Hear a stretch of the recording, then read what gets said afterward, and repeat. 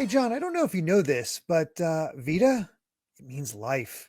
And one thing that's full of life is certainly no, that's not the Vita. The Vita is not full of life anymore. However, it is a better handheld than you might remember. I think the Vita gets a bad rap as far as it's what actually came out on the system. But when you really look at it, there is some great stuff.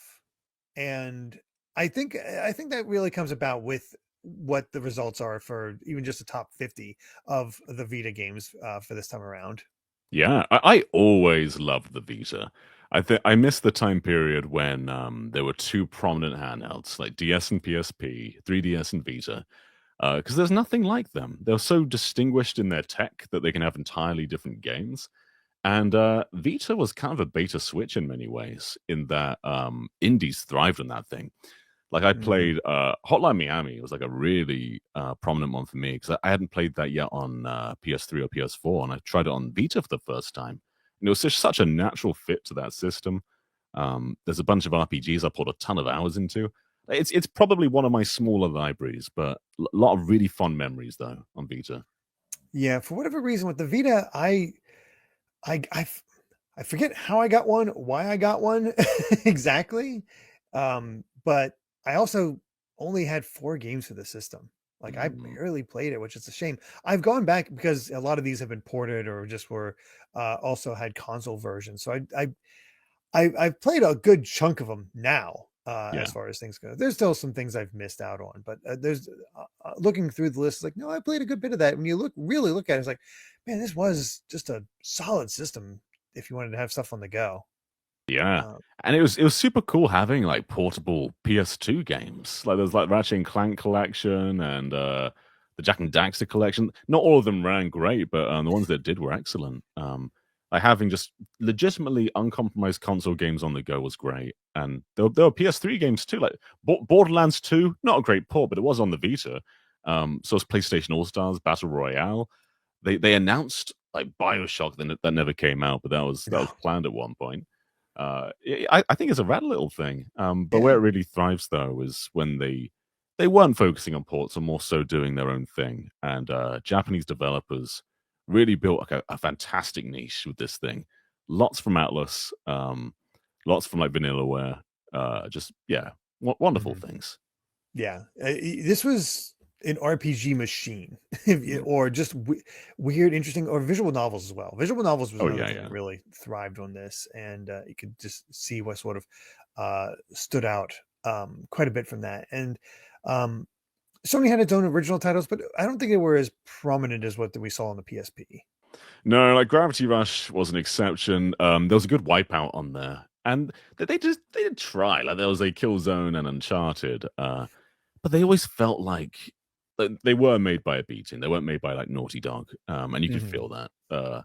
It was more like they were trying to um, imitate what people have already done. It just felt smaller. Not to say they were bad games, but they definitely weren't. Like when it comes to 3DS, Zelda was done by the core Nintendo team. Hmm. Mario, core Nintendo team. They never shrugged it off to a smaller studio. I think that's the big difference between Nintendo and Sony's take on handhelds. Is Nintendo saw it as a prominent platform, whereas Sony didn't really. I think that's a good way to put it. I've never thought about it that way, but yeah, it's for a lot of these games, the core teams did not work on them for the console from the console version. They just were working on the next big thing, so it's just sort of like a in the same way as like you got new Ratchet and Clank games on PSP, they weren't made by Insomniac, so Exactly, yeah. As Press Play Jason mentions, though, crossplay or cross buy was brilliant. oh yeah. You could buy. There's a lot of indies out there. When you bought them on PS4, you just get the Vita version as well. Nintendo didn't even do that with their Virtual Console games. Like if you want Super Mario Brothers on 3DS, you've got to buy it on 3DS and buy it on Wii U and buy it on Wii. Whereas, yeah, Sony just gave it to you. Same with PlayStation games. You bought a PS1 Yeah. game back on PS3, just download it on your Vita. Like that's still yours. That was excellent. Yeah. There's a lot of good stuff there, but what do you think you have a solid grasp of what our top 10 might be? I've a solid grasp of the top five at the very least. I think there might be a few wild cards in there, Okay. but yeah, I think so. All right. Well, let's get this thing started and see what our top 10 PlayStation Vita games of all time are. Right off the bat, though, we had 450 votes, which is honestly a pretty respectable showing for the Vita, all It's a things very good considered. showing. And a variety of 329 different games. So, again, very solid representation. So, yeah, let's go ahead and get this thing properly started with John. What is our number 10 PlayStation Vita game of all time? So I think third party is going to dominate this. When it comes to the first party stuff, I reckon Uncharted might have made it on, but there is a better game. There's a better first party game than Uncharted, and it's not Gravity Rush. I think that's going to be further up. But Wipeout 2048 was brilliant, and I feel like it probably didn't make it here, but if it did, 10 is probably where it would lie. All right, Wipeout 2048 at number 10. At number 10, John, you're off to a good start. Wipeout 2048. Oh, well, brilliant. Yeah. Yeah, what a great game. This came out, I think it's either a launch title or very close to launch. And it was one of those games that just showed you how big of a jump this was, because it felt like you had a PS3 in the palm of your hands when playing this. PSP had like 2 or 3 Wipeouts, but this was a monumental leap. And the last Wipeout we ever got as well. So kind of a swan song. But yeah, wonderful little game. Yeah. Yeah, I don't know why Wipeout really went. And the developers closed, well, Sony closed then. That's the big reason. But it feels like Wipeout should be revived. We had the Omega Collection as well on PS4, which was fantastic. And that's a good way to play 2048. But yeah, this is just a wonderful, wonderful racer. I've only played one Wipeout game, and that was on, of all things, the Saturn, because everybody it's more associated with PlayStation. Sure, yeah. But I played the Saturn version of Wipeout, and I struggled with that game. I think it was the first indications, like, oh, these futuristic racer games like F-Zero and, well, Wipeout, I just have a hard time with. But the coolness factor is always there, Yeah. and I'm sure Wipeout 2048 is the same way. It's just, yeah. Don't let that be your cool. impression of Wipeout. The first one is very floaty. It's cool. Oh, it was very floaty. The foundation's there. You got your weapons. You got the cool racetracks. You got the style. But yeah, the handling is floaty as hell. 2048 is so much smoother. And if you get a chance, try Omega Collection on PS4, which also has VR, which is just nauseating, but it's cool that it's there. It seems like an awful game for VR. Yeah. Oh my god. Oh, too much. But no, I'm impressed. I'm impressed you got this one. I'm surprised too. I didn't think it would be here. Very nice. It has enough of that memory there that people really do enjoy it, which I think bodes well. We got a racing game up here in our Vita top 10. That's something you do not necessarily expect. But yeah, Wipeout 2048 with 360 points, just to give you a baseline for what we're looking at here. But let's go ahead and move on to our number 9 Vita game of all time, beating out Wipeout by 100 points. Exactly. Okay. Let's see if I can get every single game. If you do, you get a round of applause. I don't know. I really can't think of anything. That's all I need. Okay. Like mad props. I'm still trying to lowball it a little bit, because I think the visual novels and the stuff like Gravity Rush will be far higher. This might be the place for Dragon Quest Builders, because there was a very good port on Vita. All right, going with Dragon Quest Builders. Yeah. All right. At number 9, John, I'm afraid the streak is dead. It is not Dragon Quest Builders. Instead, at number 9, Muramasa Rebirth. I so wish to play this version. The day will come. I adore this game on the Wii. Never played it on Vita. I really want to, because it's a fantastic game, Muramasa. Vanillaware, they've never missed. Their visual style is just so good, and there's such a brilliant flow to Muramasa. And from what I hear, this just has more of it. It's just more. It's higher resolution. If it's on a handheld, honestly, that's the right home for Muramasa. Oh, I'm sure it looks gorgeous on the Vita. Because I'm the same way. I had it on Wii, and I was like, well, I don't need it again on the Vita. It felt too close at that case, but it made sense to put it on a Vita as well, just because it, as you said, fits. Yeah. We really just need an HD version, because You know, you've either got the 480p Wii version, or is it 560p? Is that a Vita screen? It's not a giant leap. We just need a nice like 1080p 4K Muramasa with all the Vita content. Mhm. I'm trying to see exactly what was different about I think it had like a new campaign or this. something. Yeah. Uh it's basically they chose the Vita over something like the 360 PS3 basically because of the OLED screen. It's That like it's makes going to sense. That be makes so sense. much prettier. Um they decided to create new additional content and then adjusted it to suit the controls to suit the thing because Vita is definitely stuff different from the Wii Yeah. as far as how you control it. Um, and the translation was also different, new Okay. localization. So the original is a more direct translation. The one by Axis is more flavorful and faithful to original text. I So see. you get more of a that one feels, I guess, like more like a localization. Um, there were 4 self-contained stories released as DLC, featuring new characters, and the swords were replaced by other weapons such as club and shurikens, but otherwise they play the same. New music was created for the game, um, and yeah, that's all they say about what was All actually in right. there. So there is new content. It just doesn't go what the content is, but even just base Muramasa, like I can't remember if I put this my top 10 for Wii's, but it's up there. It's excellent. Yeah. I will pick this up one day on Vita, and the day that happens, it'll be announced for Switch. So It everyone's should be. welcome. I feel like every Yeah. other one of Vanillaware's games have gotten re-released at this point. It's just Muramasa that's not on consoles. Yeah, I think that's right. I guess technically Dragon's Crown, but that was relatively recent one. No, that's got Dragon's Crown Pro on PS4. Yeah, So no, exactly. there's no Yeah. excuse. Well, Nintendo still needs a bunch of them at the very least. Just port them True. all. I think that's the key thing is getting a bunch more Vanillaware games onto Nintendo hardware. Yeah. That would help it a lot. The one complaint I had about Muramasa is that it had difficulty balancing its difficulty Hmm. because easy felt too easy and hard felt too hard. Like there's no Sure. balance there where you felt good in how it was set up. But um, despite that, I mean, that's just a minor complaint in the grand scheme of things. It is so worth your time if you can track down this game to play. 100%. Yeah. And maybe this fixes the difficulty. We don't know. We don't Maybe, know. Maybe one day we'll maybe. find out. I hope so. If this gets announced, I'm picking it up. Yeah, No yeah. doubt about it. Easy. Muramasa Rebirth.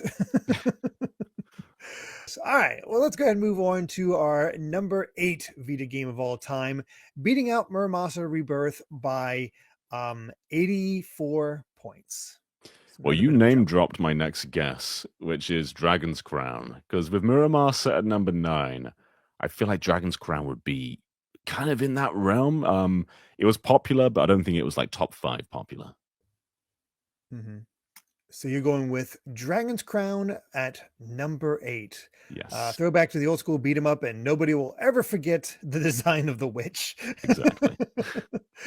Unfortunately, Dragon's Crown is not number 8. Instead, it's time to go into the realm of visual novels with Zero Escape: Virtue's Last Reward. Mm. There's 2 visual novels I had ironed out for this list. This was one of them, and then Mhm. I think probably guess the other one that comes later. Yeah. This was also on 3DS, right? But it felt like Vita Yeah. was always the one that's kind of heralded. Like 3DS was a pretty big place to play it, but Vita was like the definitive way. Mhm. I always saw people on forums being like, "You've got to play this on Vita. Like this is the place to play it." Sadly, I've not. I think I played a little bit of the 3DS version because I Mm, had a 3DS because I picked up its predecessor 999 yeah, and loved that to death. But for whatever reason, struggled to get into Virtue's Last Reward quite as easily. I think the concept was there. I was just I think I rented it and then got distracted by other things and I didn't want to waste the rental, so I had to take it back and didn't finish it. But yeah. the what was there definitely intrigued. I think there's a few of us who are likewise very similar. Because I'm seeing Jason saying that this one eluded them, but they played 999. I am so similar. I love 999. The day will come where I play this, because I remember playing it back with Xeon. We played 999 sort of adjacently. Mhm. I always planned to go straight on to Virtual Last Reward, but I think I got distracted by, might have been like Danganronpa 2 at the time or something, and then I was kind of Could have. visual noveled out at that point. But one day time will be set aside for this, though. Yeah. I it's a good visual look, and the puzzles were always fun in 999. I know Virtue's Last Reward continues that. It is available on more modern consoles. Thanks, there's a bundle with 999. I believe it's just called the Nonary games. Yeah, I have it right here. That's correct. Yeah. So I'm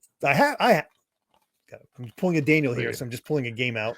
Just happen to have it nearby. So I have the means to play it at some point. I just haven't played it yet, and I definitely haven't checked out Zero Time Dilemma, which is its next game. But this was unexpected success. They did not expect to have a sequel. 999 was way more successful than they ever thought it was going to be. Yeah. And I've heard that its ending is maybe not as strong as 999's, but I think I still want to see what it's all about. And oh, totally. Yeah. It definitely follows that original one, like apparently having 24 different endings. Whoa, okay. So it's there's ambition there for sure. Yeah, man. Yeah, this is one I've definitely got to check out at some point before I die. Yeah, which is a long time. Agreed. Hopefully, visual novels are definitely a genre that I need to watch more, check out more of, because what I've played, I've enjoyed. It's just I've not gone into that realm too often. Yeah. But I like when like they pull what this game does, which is it's mostly visual novel, but here's some puzzles and other things that sort of work your brain a little bit rather than just watch the story. Yeah. Which that can still be enjoyable in its own right. But yeah, I sadly have not tried fully played this one, but I recognize the quality. Yeah, 100%. Let's go ahead and move on to our number 7 Vita game of all time, beating out Virtue's Last Reward by about 70 points. Okay. So we haven't had any indies yet, and I feel like they were a big pillar of the Vita, but I don't know if they are its legacy, though, because indies have been re-released on the Switch, and maybe that's what people associate them with now. But yeah, one big one for me was Hotline Miami. Like that just one of the core Vita games for me. I don't know if people associate it with another platform, but I'm gonna throw it in there. Tossing out Hotline Miami. I remember that being a big deal at the time, but unfortunately, it is not Hotline Miami. Instead, at number 7 is LittleBigPlanet PS Vita. Oh, interesting. Yeah, I think we got some pretty big LittleBigPlanet fans out there. They see a console with LBP on it. They're just like, no, we got to vote. We got to vote. We got to get that. So I've not played this version. How is it based on 2 or 3? Like I guess 1. I am not familiar. I believe it's based on 2. I think it's an original game though. Like I think it might have basis like landed in 2. I'm pretty sure this is just a solely original one. With like touchscreen stuff. But yeah, I mean, LittleBigPlanet is always cool. I think we've talked about it before in the past, but like, the first game was great, but a bit floaty. And the second game just kind of corrected all of that stuff and let you mess with it a bit more. The Vita one's it's not a black sheep, but it's kind of the one that's talked about the least. But I know it had a pretty big following. I played it very briefly when we did like a PlayStation crossovers video, because I remember playing the PS Vita game and putting on like the cat costume and a few other things. So I've played it a bit, but this is probably the least familiar LittleBigPlanet I am, though. Yeah, same for me. And it does look like it is new. Even they did specifically tweak things to take advantage of the Vita, and it's there's, according to this, let's see. There's the new tools such as the motion recorder, touch sensor, touch tweaker, touch cursor, touch material, and the layer tool. So it allows you to actually add touch controls to your levels, which is unique in what you can actually pull off. I will say the Vita has a back touch panel, And there are levels that use that as well. And there's some cool Hmm. ways that you can sort of mess with the environment while platforming around, and it's not too unnatural. You can move around with the I left, always forget the about the D-pad back or the touch stick, paddle. and just prod it. Yeah, I mean, a lot of games ignored it entirely, but when it was used, it was pretty cool. Yeah, there's definitely some good ideas in there, and I was wondering if this was actually one of the times that the main developer actually worked on this, but nope. Three different devs listed on here: Double 11, Tarsier Studios, and XDev. Oh yeah, wow. So Yeah, I mean, Media Molecule would probably be hard at work with three at that three, point. Although Sumo, I think Sumo Digital led most of three, so I don't know what Dreams. I guess just big development of maybe working Dreams. on Dreams. Yeah. So um, interesting stuff there. It definitely it looking at it, it did win reward awards for several different companies. Um, like it was IGN's Vita Game of the Year, Gamescom's best mobile game. So Hmm. it did okay. It's like it is uh it's exactly what you expect from Little Big Planet, just in the Vita, and actually customized to the Vita, which is impressive on its own. Yeah. Actually, I do know what Media Molecule were doing during this, and it's my next guess. So I'm gonna hold on to that for a second. Okay. Okay.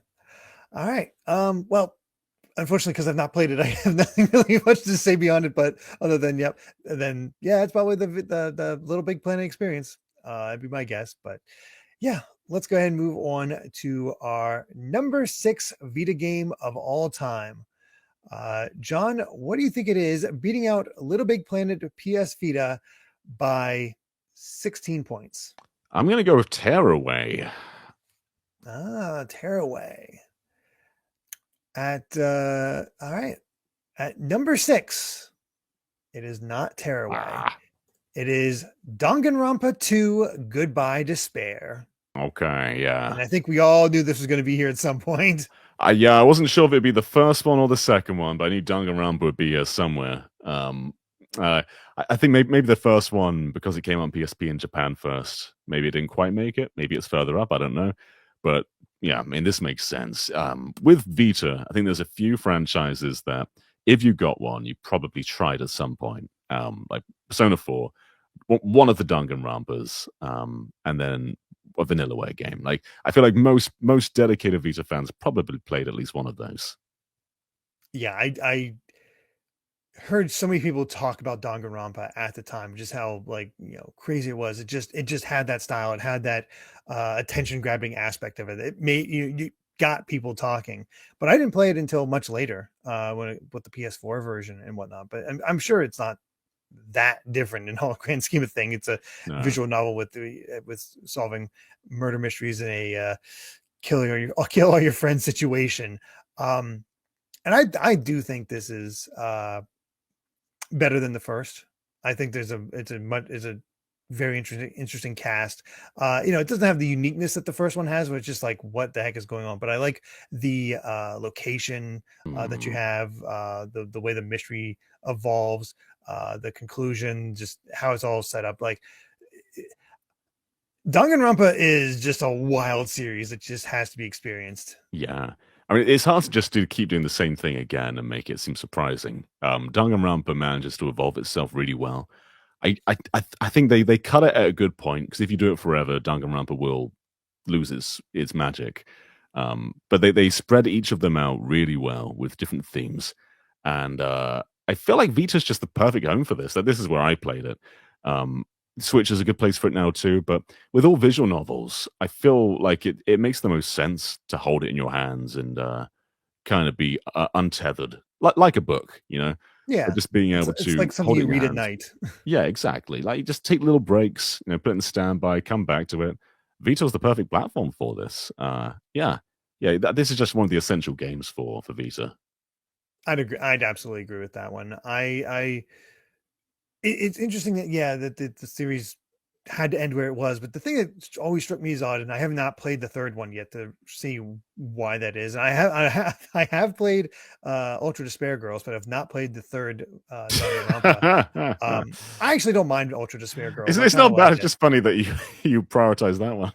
Well, I was playing in order and whatnot. Yeah. I still have not watched the anime though, because if you want the conclusion apparently to the storyline of 1 and 2, you have to watch the anime, which was worked on by the original creator.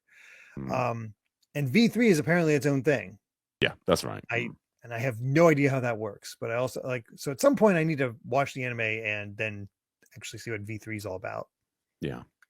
So I gotta see. But yeah, if you have not played Danganronpa, highly recommended. A lot of people compare it to Ace Attorney. But it has those elements, but it is also very different from Ace Attorney. They both have courtrooms, but I think the execution of them is very different. Yeah. There's always that prosody short. It's like it's this murder weapon, but can you spell the murder weapon? Like the little mini games you have to do in order to figure it out. Like some of them work, some of them don't. It's as you get through it, it's like, no, that's just very Danganronpa. Yeah. So cool stuff all around. But yeah, glad to see that on here. Totally expected to see it on here. But let's go ahead and move on to our top 5 Vita games of all time, John. Here's the big ones. But number 5 only beat out Danganronpa 2 by 27 points. Okay, wow. So it's rather close. It was a bit of a spread early on, but now we're starting to get a little close again. What I want to say is Luminous Electronic Symphony, but I think people kind of forget that there's more Luminous games after the PSP. So I'll choose what's probably the popular pick, being Uncharted Golden Abyss, because it's good. I don't think it should be much higher than this, though. Mm-hmm. All right, at number 5, Uncharted Golden Abyss. Okay, so you're doing well, like at the beginning of these. Yeah, we'll get a beginning, a middle, and an end with all these games. Yeah, I mean, Uncharted Golden Abyss is a good game. If you compare it to all the other Uncharteds, it feels like it's kind of instead of leading off Uncharted 2, it's more growing off Uncharted 1. It looks great on the portable screen. If you play it on a PlayStation TV, though, and blow it up, you start to see its faults a bit more. Like, it's not really a PS3 game in the palm of your hands, but on the small screen, looks fantastic. Yeah.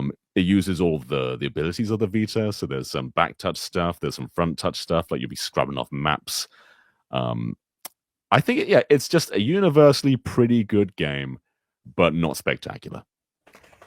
Yeah, that's kind of where I'm at right there, where it's enjoyable. It's actually it's quite impressive they got Uncharted onto the Vita. It feels like Uncharted, but it also doesn't fully feel like Uncharted, where it's not 100% there. But they have the elements. You have the platforming, you have the shooting, you have Nolan North being Nathan Drake, but it comes across as a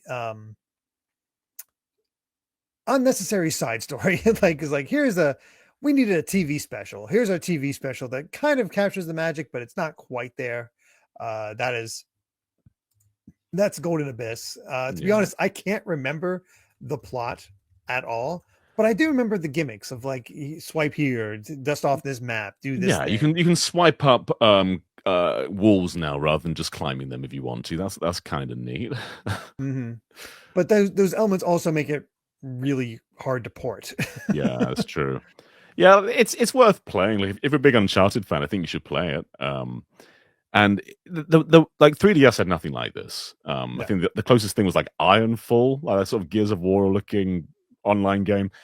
This was just a pure third-person shooter, and because Vita natively had 2 sticks, it worked really well.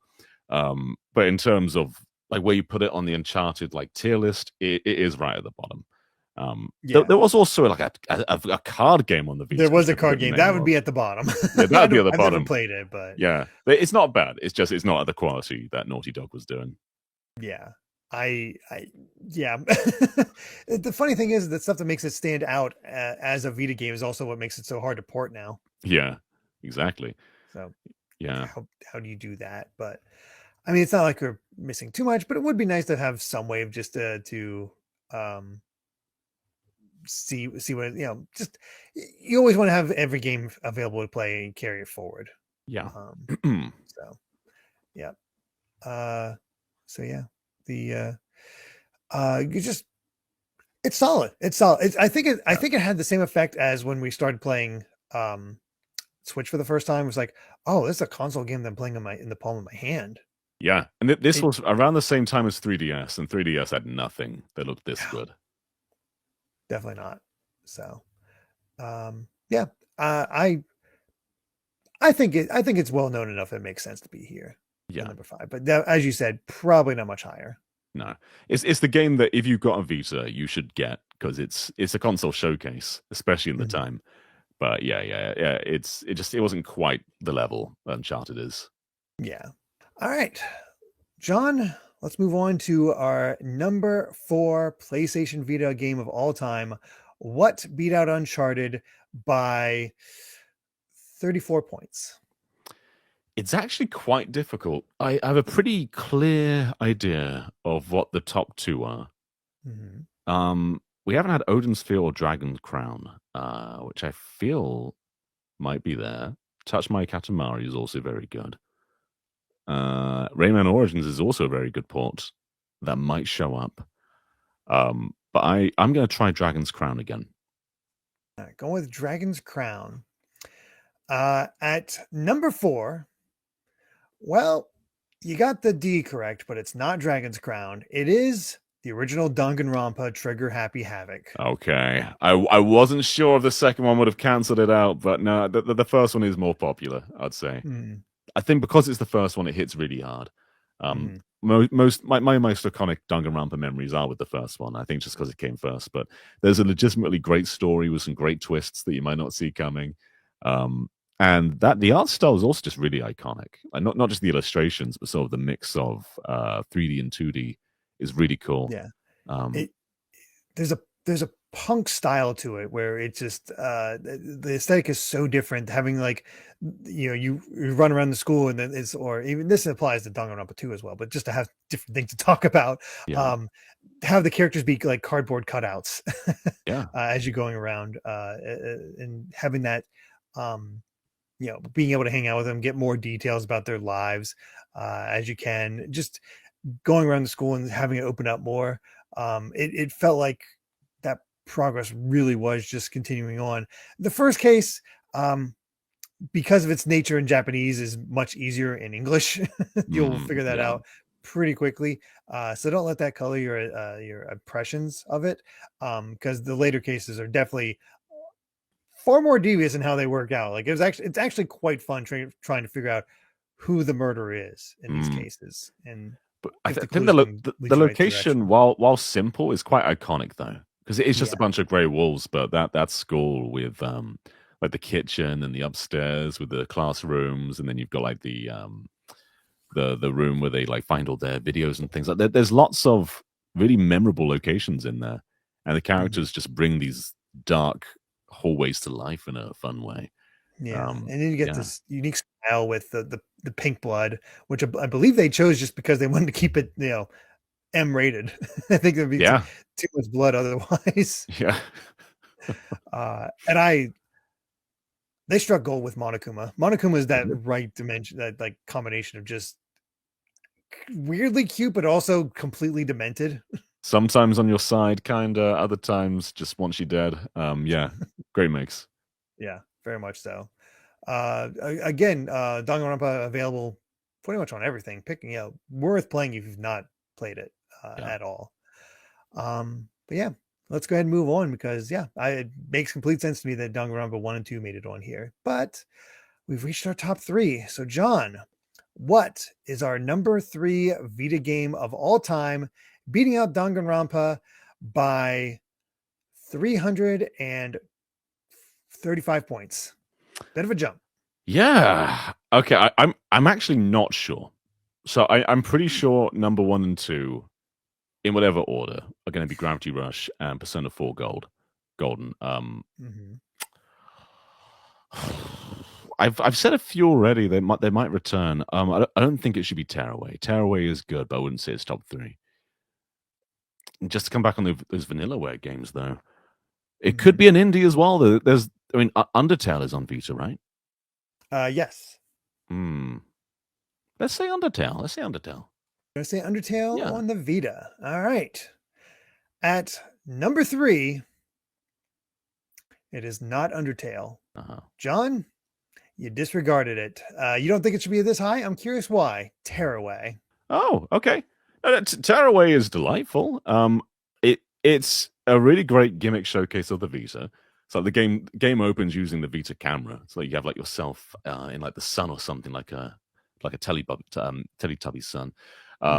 And it uses the back touch in a cool way, uses the front touch in a cool way. I think Media Molecule's platforming isn't always for me. They're generally quite floaty. I think their design tools are brilliant. Their imagination is brilliant. But I only really enjoy the core gameplay when they let you customize it and change it, because Tearaway is a very floaty game. And I think it's worth playing. Like, it's a great Vita exclusive. I don't think it's a bad game whatsoever. But I personally wouldn't say it's top 3 material.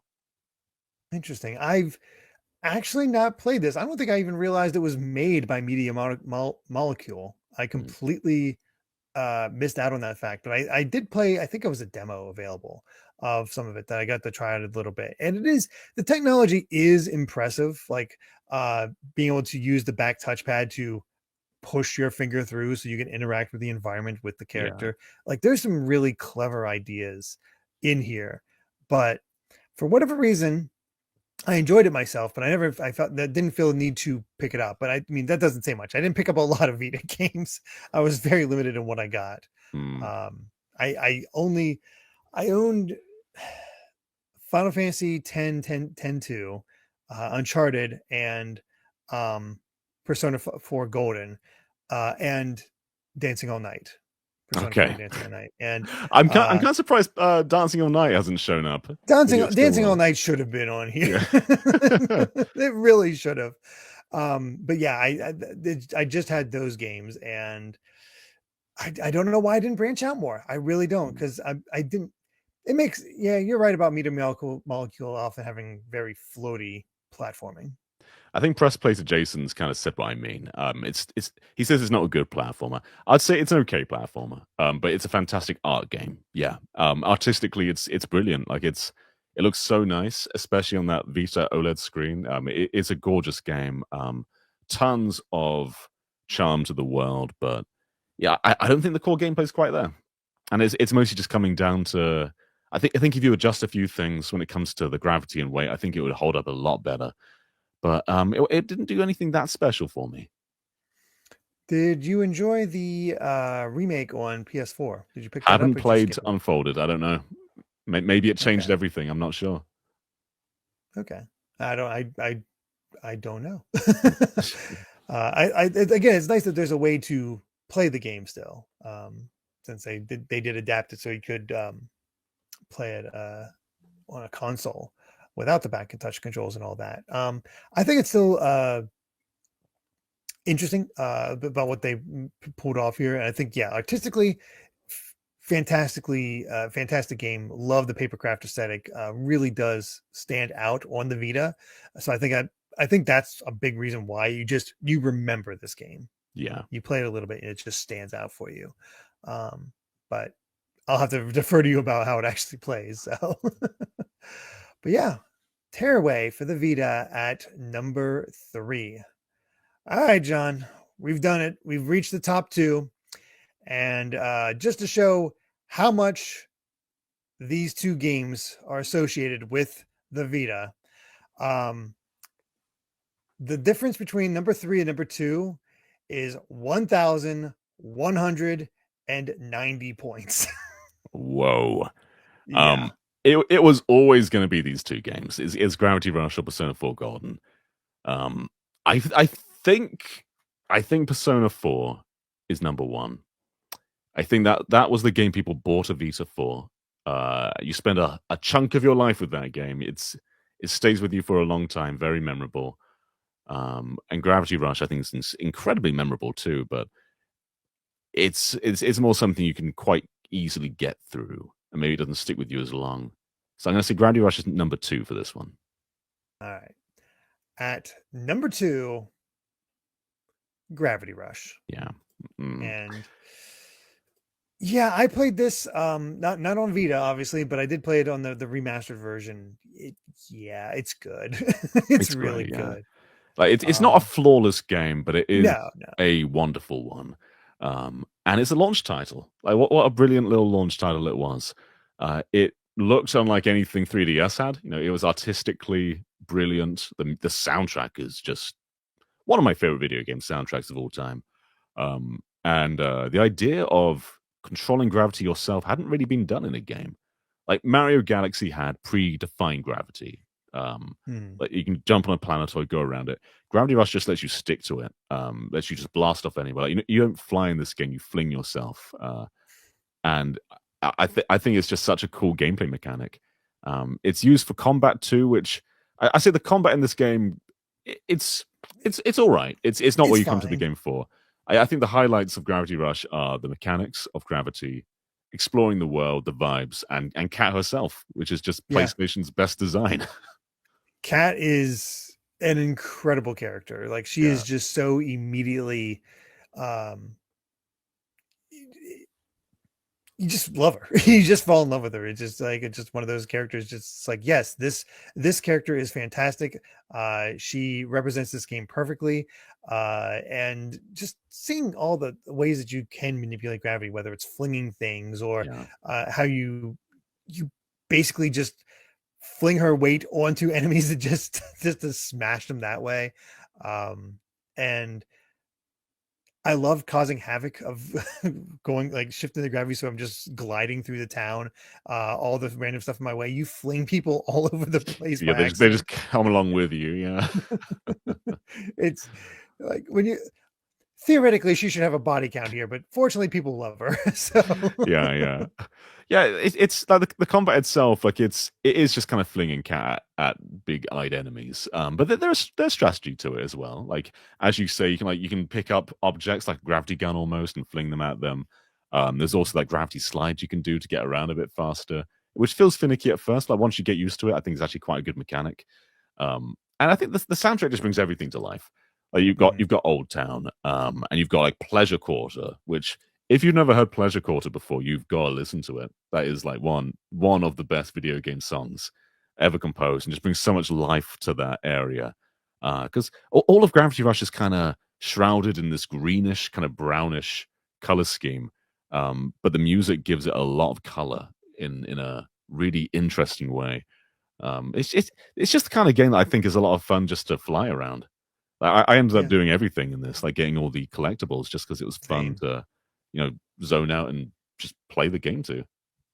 Yeah, just lose yourself in it, and presentation solid all around. Like you have, the graphics themselves are very solid, and then you have the cutscenes displayed in like a comic book style, which works, and it definitely adds that much more personality to it.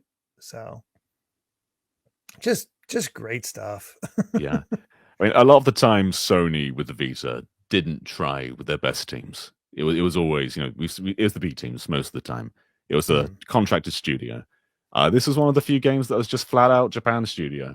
And they killed it. Like, this is one of the most iconic games. There are other ones, like Everybody's Golf is also like, that's still Claphan's, that's still Japan studio. But this is one of the last big flares of Japan studio, like one of the last big burning lights they had. Because after this, it was like it was Gravity Rush 2, which is great.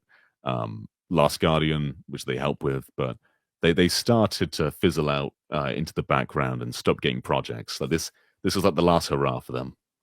Yeah, unfortunately so. But what a last hurrah!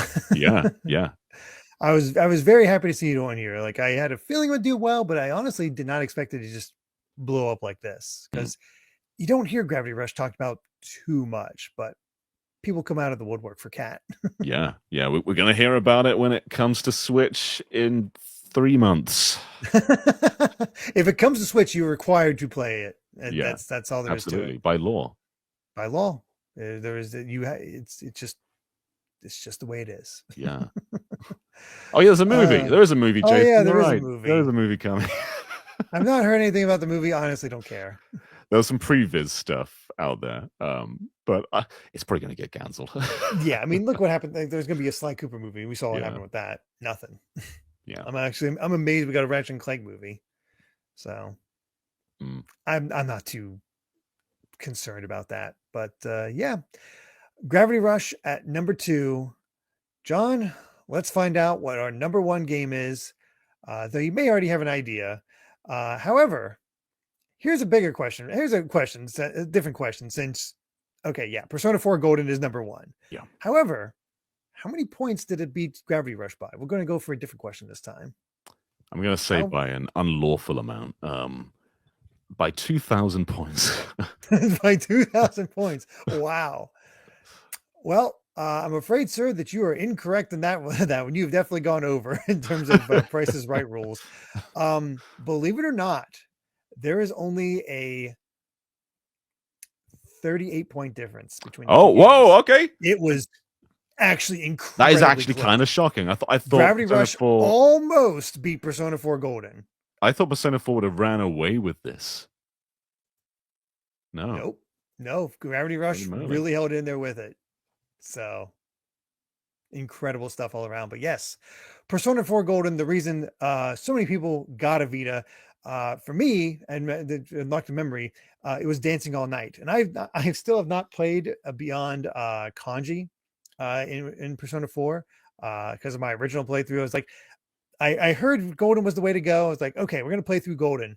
And then I just played Dancing All Night. I was addicted to that game, and I never ended up playing through much of Golden, which is probably a bit of a shame, but my God, that game was addictive. I like the priorities here, though. Yeah. I adored Golden. This is why I got a Vita as well. I picked up a bunch of other games afterwards, but I just saw people raving about Persona 4. And I dabbled in like Persona 3 before that, but this is what really got me into the series. I just spent, I was at university at the time on summer break and just spent all of summer just chipping away at Persona 4 Golden. And it was a great time. I think Inaba is my favorite Persona town because it's so consolidated, so small. So everything is so easy to remember and become familiar with. So you know where everyone hangs out, you know how to do all the social links, and it's just cozy. It's like the coziest murder mystery of all time, and the story's interesting. Like it's fun. It knows how to be funny, how to chill back, but it also has its moments where you don't know what's going to happen next, and it's a pretty good thriller in that regard. Yeah, you learn to love this cast, even like with me only playing up to Kanji. That's still meeting most of the cast. There's definitely some things that happen that gets revealed in Dancing All Night that's like, how the heck does that work? That I still don't quite understand. And unfortunately, I've had just because of time, I know who our murder mystery culprit is. It's just hard to avoid if you're like involved in any of this. But I still want to play through it at some point because the gameplay is just fun. I've told the story before. I just went at it the wrong way. I thought you had to do everything, and that burned me out on it. And I need to get back to Persona 4 because what I did experience is so incredible. You're right that it works well on a handheld. It being on the Vita, didn't have to take the compromises that Persona 3 did on the PSP. And the only thing I've heard about is that there is a bit of a debate about whether Persona 4 or Golden is better. I think a lot of people are unsure about the story additions to Golden, and I believe it was Marie who gets added and what she sort of represents, and how it kind of gets away from the small town aesthetic a little bit with I think there's like let's put on a concert, even though Rize's supposed to be taking a break or something like that. Yeah, there's also a summer vacation part and one where you go snowboarding or like skiing or something. It's been a little while. And I think at the time I didn't really think much of them, but people are right. It does take away from the small town vibe. Marie, like I've not played Vanilla Persona 4. I've only played Golden, and to me, I think Marie just kind of fits in. Maybe if I had the context of the game without her, I'd be like, what? This ruins everything. But it just feels natural to me, to be honest. That's good. That's good. Yeah, I don't know. Well, I was gonna say I don't know which version I'm gonna play, but at this rate, I might as well just play the remake. Yeah, I guess that's I not mean, far off, is it? the Yeah. remake is we got the remake coming out, and I have to see how that is. I mean, seems like the cast might get changed a bit, but I mean, this was the game that changed. Uh, oh no, Chie's voice actress. That's right. Yeah, there's some recasting there, and I think the new actress is pretty great. Does a great Yeah, job. Different it's vibe. adjusting to after playing the PS2 version for so long, but Yeah, I eventually I got the hang of it. It was not a big deal. yeah. I dabbled in the PS2 version a little bit after Golden, and I will say, comparing the two visually, PS2 does come out on top in a few areas. For some reason, Golden it takes away a lot of the fog in areas, so like you just get raw Mm. exposed low res textures some of the time. Like you'll be going along that lake area and it is just clear as day. And especially with that like that high res OLED screen, it exposes the blemishes a bit more. I think the vanilla Persona 4 just artistically looks a little bit better. But it's not a massive deal. If you're not comparing them, I don't think No, you're really going to notice. no, these are just minor differences. This is Yeah, still considered probably one of the best RPGs of all time. yeah. And Atlas realized that because boy, did they milk this game. Oh There yeah, are so many oh yeah. spin-offs for Persona 4. Good God.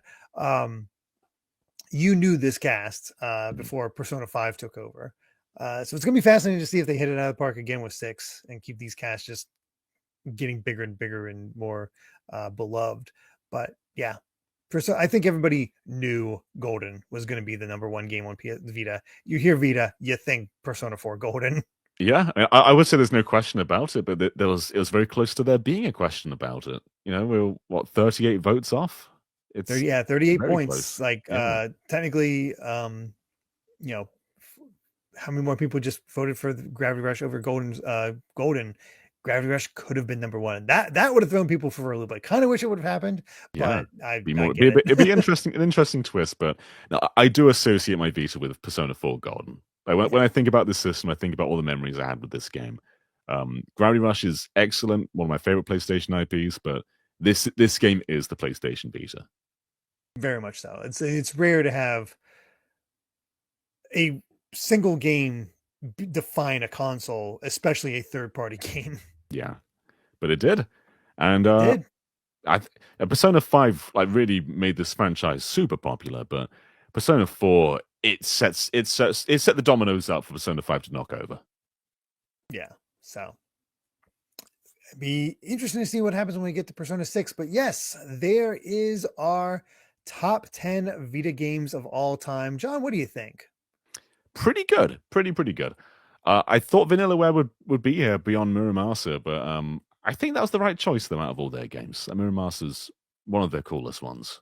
Yeah, I think that one stands out as the most original. I think it had the best chance to thrive because Dragon's Crown and Odin Sphere had a bit more chance to stand out on their consoles, even though on theirs they didn't get unfortunately they didn't actually make their top. Well, I don't know about yet for Dragon's Crown because we still have Pro Yeah, and Left Riser for PS4, so it could happen. But yeah, as of right now, yeah, those two didn't get this stood out a bit more on consoles, but mm. Rebirth It is going to interesting that we had almost half first party PlayStation games. Like we had yeah, Wipeout, we had Uncharted, we had Gravity Rush, and we had Tearaway. and Little Big Planet, And Little Big Planet was half. yeah, Personally, I think I would have shuffled out. I'd shuffle out Uncharted and I'd shuffle out Tearaway. Little Big Planet can stay, but I think there's more variety out there that's probably higher quality than what Sony was doing on PS Vita. But otherwise, pretty good. yeah, pretty solid. Curious about what the rest of the top 50 looks like, John.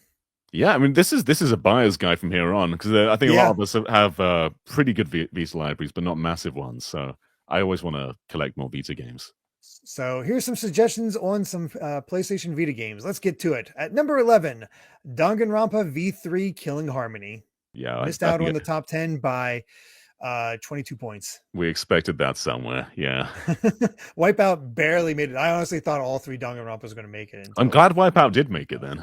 Yeah, got that variety. So I'm happy with that. But I've heard good things, so it's definitely one I want to check out at some point. At number 12, this should have made the top 10. I'm sorry. Persona 4 Dancing All Night. I was addicted to this game. I was so addicted to this game. Oh my God. I have so many memories of like, I'm not even a rhythm game guy. I wasn't barely a Persona guy. Like I played a little bit, but I fell in love with the cast, fell in love with the crazy story they told with this thing, and definitely fell in love with the music where I'd stay up till 4 a.m. trying to perfect those the runs and try to get better at hard mode and so forth. Yeah. It stood out. I wanted to unlock everything. I wanted to do everything. And I'd It's be up till 4 a.m. fantastic. with this thing in my my earbuds in and just Yeah. loved it. I've never been more addicted to a rhythm game. The only one I think comes close is the recent Theater Rhythm. Yeah. I mean, two great So, choices there. yeah. So, at number 13, Killzone Mercenary. This is good. I'm not a huge Killzone fan. I picked this up because it was technically really impressive. I was quite impressed with this one, though. I thought it's one of the better first party Vita games. I've not really checked out much of the Killzone series. I think I picked up 2 and then didn't really stick with it. Was just found myself not really clicking. So never actually finished it. But yeah, I honestly didn't know it was so good, but people do remember Killzone at the very least. Yeah. Then we have a tie for number 14 between Odin Sphere Left Riser, so close, almost, and Digimon Story Cyber Sleuth. I thought Digimon might make it somewhere fairly high up, and yeah, but I kept guessing Odin Sphere, but not quite. Mm-hmm. Digimon would have made it if it had been able to, because I heard a lot of conflicting things about. So Cyber Sleuth has this sidequel, I guess, called Hacker's Memory that is bundled together now, and a lot of like you'll understand better what's going on if you played the original to people, but it's like the way like I was looking at it and the way it was described is like, no, this is too much of a separate game. Yeah. It's not an expanded version that it's like anything like that. It's just it is a separate game, so couldn't combine them. So almost made it to that top 10, but not quite for Digimon Story. But good to see a nice showing from Odin Sphere. I love Odin Sphere. I mean, I've not played all the Vanillaware games, but it's probably still my favorite. It's wonderful, yeah. We really just need them all. Just port them all to Switch. I'd love every single one so people can appreciate them. Yeah, really. We're getting there. Slowly getting there. There's a decent amount on there. But at number 16, John, you were correct about the highest ranked indie game, Hotline Miami at 16. I wonder why this one was the one everyone kind of gravitated to. I don't know. Yeah, something just clicked. I looked at this and thought, like, I want to play this on my Vita, and I loved it. I thought this was just brilliant. Yeah, I played a little bit of it. It's hard. It is but hard. there's also the good energy to it. It's like a perfect run kind of game. Like you'll be memorizing every step you take to try get like the perfect kill. Like it's really, really good. Mm-hmm. At number 17, Steins Gate, another visual novel. Oh yeah. Which I believe the team that worked on this whole I think it's like science series like Science Gate and Chaos Code and all those are in.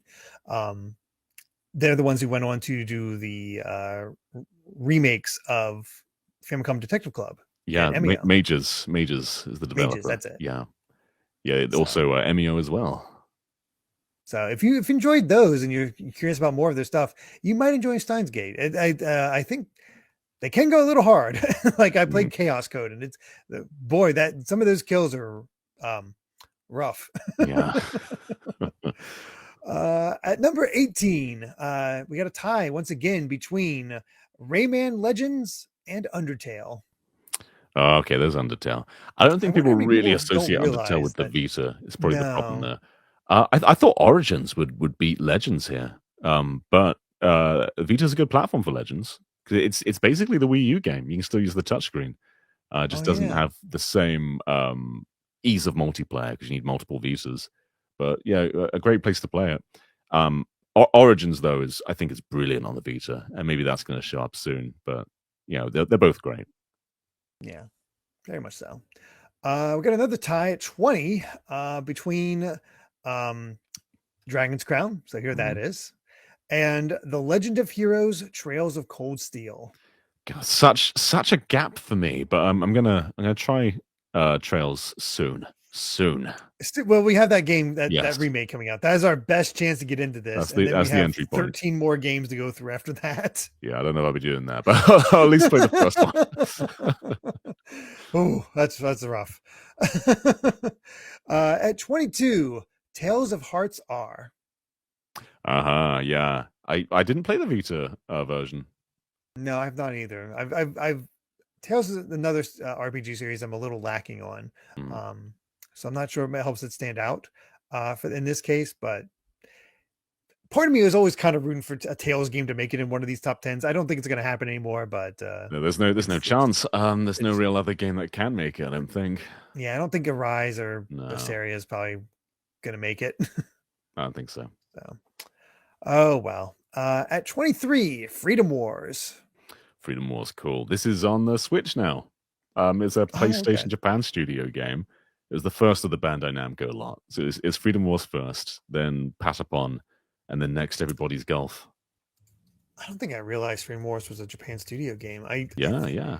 I think I hear Freedom Wars and I think I associate it with what is it, Freedom Force or something like that? That EA game that's sort of alternate history thing. And that's what I think of. And I'm looking at the cover here. Is this a Monster Hunter like? So I've only dabbled myself, but yeah, there's elements of it for sure. That cover makes it look like a more futuristic Monster Hunter. So I don't know. But happy to see it here. There is, and hey, if you're curious about Freedom Wars, there is a remaster version on PS4, PS5, Switch, as John was saying. So you can check that out. We got another. There's a lot of ties. Another tie at 24 between Hot Shots Golf World Invitational and PlayStation All Stars Battle Royale. This is a really good Everybody's Golf. I'd say it's between like this one and I forget the subtitles on PS3 because they change per region. Yeah, apparently this is as far as Everybody's Golf, it's 6. Okay, yeah. This has like Cat as a costume as well. So if you love Gravity Rush, just go play golf as Cat. Really good one. PlayStation All Stars, I think it's a bit misunderstood. It's not fantastic, but it is. It's been reappraised. People understand the issues, understand the potential. It was kind of screwed over.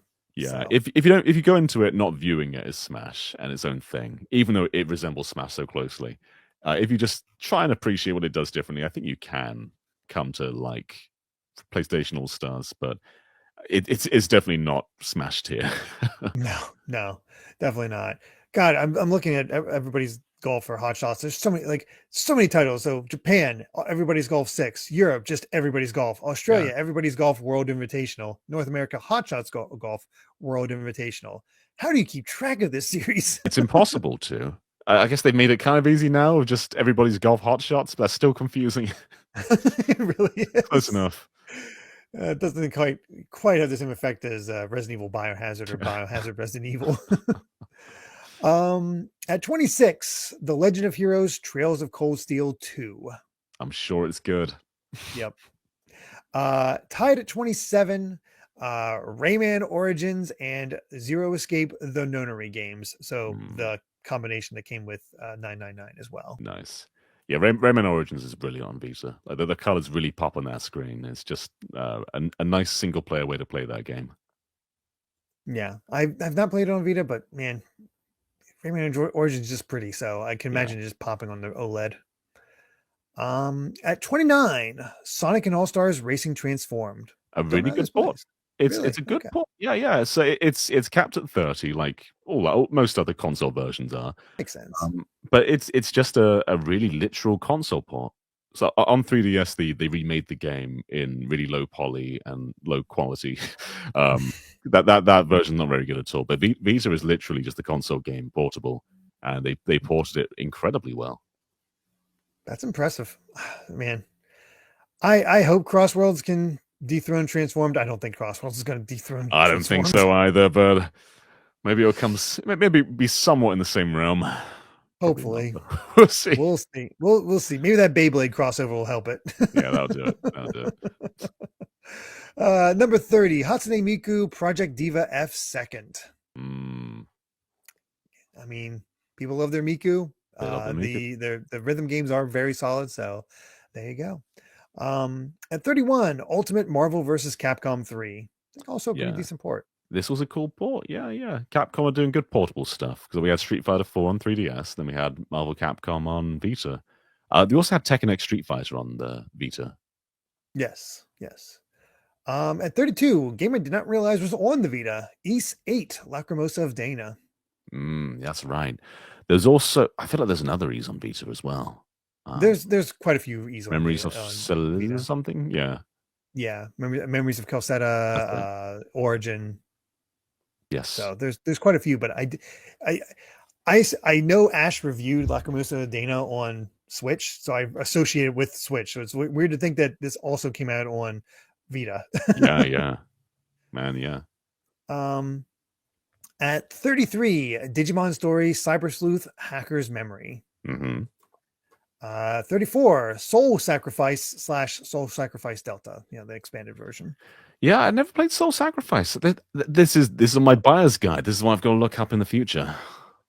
I believe that was a Inafune game. I think it might have been, yeah.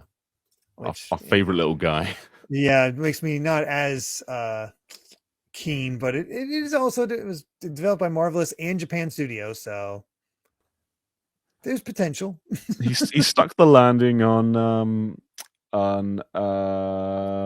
what's that game called now? His name has escaped me.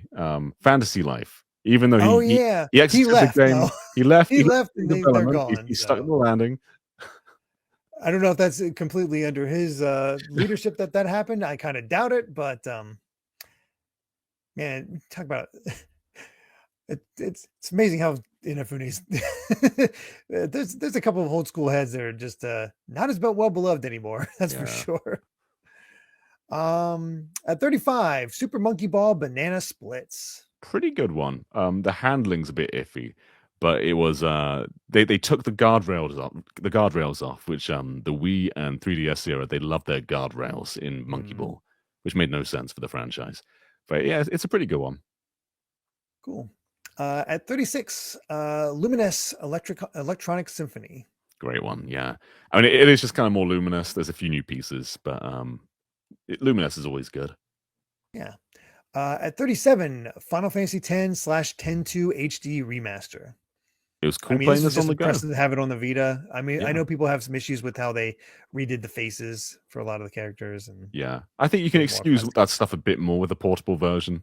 True. It is just kind of neat to have it there. But yeah, on console, I think there's more of a debate. But yeah, it was awesome to have this on Vita.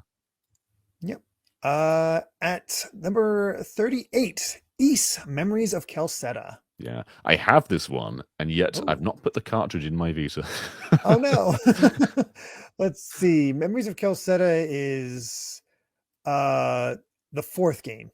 It's Ys 4. I was like, Ys 4 is a weird one because there's two versions of Ys 4 made by two different developers, and then they along comes Memories of Calcetta. It's like, no, this is the canonical fourth game. I see. Ys. It gets confusing, but yeah, there's heard good things. I think it has the same gameplay style as Ys Origin, which spoilers we'll get to soon. And I have more to say about that. At 39, Guacamelee. Oh yeah, another indie. Cool. Yeah, very solid mid. This was going to be my next. If anybody remembers the old Search Action show I did, this was going to be the next one I talked about. And I did finish it. It was really fun. It's a good game. Yeah, it's a good game. I think I bought this on, it was either PS3 or PS4, probably PS4, and it came with the Vita version. So I thought, let's finish it there, because I had like cross save, and that's like, it was like early Switch kind of experience to do that. That's very cool. At number 40, Sly Cooper Thieves in Time. Still have not played this. Yeah, it's all right. I don't think it touches the original trilogy, but it's all right. I've heard that, and I've heard that yeah, I know about the twist, and it's like that's a dumb twist. At 41, I swear this is not a euphemism. Touch my Katamari. I mean, okay, it's a good Katamari. It's a good Katamari. At 42, Sound Shapes. This is one that Ash kept voting for in the PSP list. He was like, "It's gonna be Sound Shapes. It's gonna be Sound Shapes." Here it is. They forgot it's not on PSP. It's only on Vita. Yeah. At 43, Spelunky. I guess this was on Vita too, wasn't it? Yeah. This was pretty high up on the indie list, if I remember right.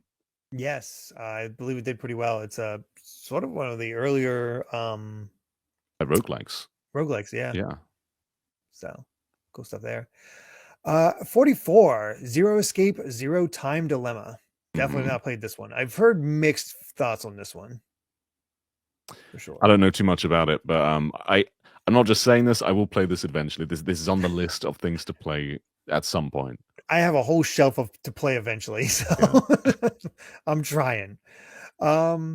Let's see. At 45, Shovel Knight Treasure Trove. When did every version of Shovel Knight, by the way, get upgraded to Treasure Trove? I assume, because that's gonna make my life easier in the future. Good question. I don't know. I don't know. I tried to check, and I think Shovel Knight got voted to Treasure Trove. That way you don't have to vote for the individual campaigns. Just say Treasure Trove if you want to vote. Did Shovel Knight. 3DS and Vita become Treasure Trove? I don't. Wii U and Vita, Wii U and 3DS. I mean, sorry, did they become Treasure? I don't know. That's the thing. I tried looking up. I could not find it, but I think Vita did. Yeah. I mean, this is a cool version too. Both the PlayStation and Xbox versions had their own bosses. So Xbox got Battletoads, and PS Vita and PS4 got Kratos as a boss. So that was kind of neat. That's pretty solid. I imagine Shovel Knight will do better. I don't think people associate him too much with the Vita, so that explains it a bit there. At 46, Ys Origin. This is one I am currently playing through on the PS4, and very, very solid action RPG. Yeah. Despite the fact that you're relegated to a tower the entire time, they do a good job of making each floor feel distinct. And having its own areas and what you're doing, so you don't feel like you're just crammed into one place. And it's good. It's good as a just sort of like, let's give a little bit more details that aren't completely necessary, but maybe flesh out a little bit of Ys 1 and 2. Yeah, this was my first Ys, and it's been a while since I played Origin, but I remember it being pretty high action though. Oh yeah. You are constantly fighting in this. Yeah. There's 3 separate characters. I'm only on the second one. I played the axe wielding close range character the first time, which is surprisingly fast gameplay, and I'm currently going through as the mage, which basically turns the game into a bullet hell. Well, you're playing a bullet hell. The enemies are not. It's really, you can tear through enemies with this. He's squishy, but you can just stand back and shoot, and you're just fine. Yeah. Tied at 47, Hatsune Miku, Project Diva F, and Dragon Quest Builders. Justice for Builders. This was a pretty cool port of Builders. I can't remember the frame rate, but it ran well enough, and it was just nice to have this kind of game on a portable. And Builders is like one of the best Dragon Quest spin-offs we've ever had. I love Builders. I still need to play Builders 2, but man, Builders 1 just something special. So charming. Yeah. I wish it would make a top 10. It's not going to make a top 10. I think the systems it remains on is just there's too much other competition. At 49, the Metal Gear Solid HD collection. Cool. That's a cool pick. These were all really good ports. I can't remember the frame rates, but I played through Metal Gear Solid 2 on a train ride. So I was meeting some friends on a beach getaway. So I played this on the train, played it on the train back, did a little bit of nights, and just finished it in like that sort of 4-day period, which was just a really cool way to re-experience Metal Gear Solid 2. That's awesome. And finally, we have one final tie for number 50 between World of Final Fantasy and Hatsune Miku Project Diva X. Haven't thought about World of Final Fantasy in a hot minute. It was a pretty cool game. Yeah, I played a little bit of it, and when I played, I actually really enjoyed. It's definitely on the cutesy end, but the writing, the localization, and how the references they do are quite a lot of fun. Like Yeah, there's a yeah. lot of charm to World of Final Fantasy. It came out, I think, around the time of 15. And it was cool just to have like a turn-based Final Fantasy again. Uh, and I think it was a little bit too cutesy. I think a little bit, I think that's the problem. Is went a yeah, little too far cutesy because and that turned off some people. yeah. But it was cool though. Like you can just summon character you meet and summon characters from across the entire series. So you get like Chibi, Cloud, and all those guys. Yeah, I think it's a pretty good game. Mhm. I think they could have balanced out the it got a bit overly sweet, maybe. Square doesn't do things in half measures. You either get Yeah, the overly cutesy style of World of Final Fantasy, or you get overly harsh and go Stranger in yeah, Paradise. uh Same franchise. yeah. But yeah, that is our top 50 Vita games. Definitely all worth checking out. A lot of these have been ported elsewhere, so keep an eye.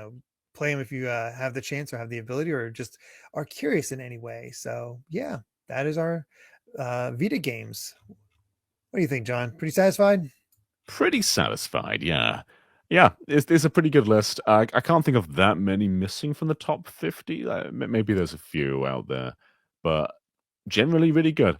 And Vita's just a cool platform. It's a great place to play PSP games, great place to play PS1 games. And it did PS Portal like a decade before PS Portal. You can just remote play your PS4 games from anywhere in the world. And it's a bit limited because you couldn't have like R2 and L2 and all that. I think they'll map to the back panel maybe. But it worked for a lot of games, and I used it to play what I use it to play? Grim Fandango. I streamed that for Oh, some reason, which worked pretty well with remote play. that's Yeah, awesome. I think it's a really neat console. That's awesome. I'm glad there was a solid amount of support for the Vita when it comes to these votings, at least in terms of its reputation and how many votes we got in here. It's done better than others that you think it would not do as well as. So Mm. good on it. Yeah. But next week it's time for the Wii U. Oh So boy. that'll be interesting to see what ends up on the top 10 of that one. Especially with so many ports to the Switch. How many So liars have said Breath of the Wild? We'll find out soon. that and how many Wii U only games that only stayed on the Wii U are going to actually be in that top 10. There's the question I have. Well, I Will we know the get answer to it 'cause I affordable already have it space tallied. adventures, maybe? Maybe we'll have to see how it all ends up. But yeah, that'll be our next top 10 that we get to talk about. So yeah, that is that. Thank you all so much for watching. It is always a pleasure to talk about these and grill John and make him question things. One of these days, maybe John will get all 10 right. What do you Hey, think, John? Is that I got a possible? good 4 right in this one. That's not bad. That's not That's a half. pretty good. It's close enough. Yeah, you're getting there. It's an impressive first guess. Yeah. You set things off right. But yeah, thank you all so much for watching. If you enjoyed the video, please consider subscribing to GVG, hitting the like button, and ringing that bell. We also have a Patreon at patreon.com/GVGaming with plenty of extra perks. So until next time, bye.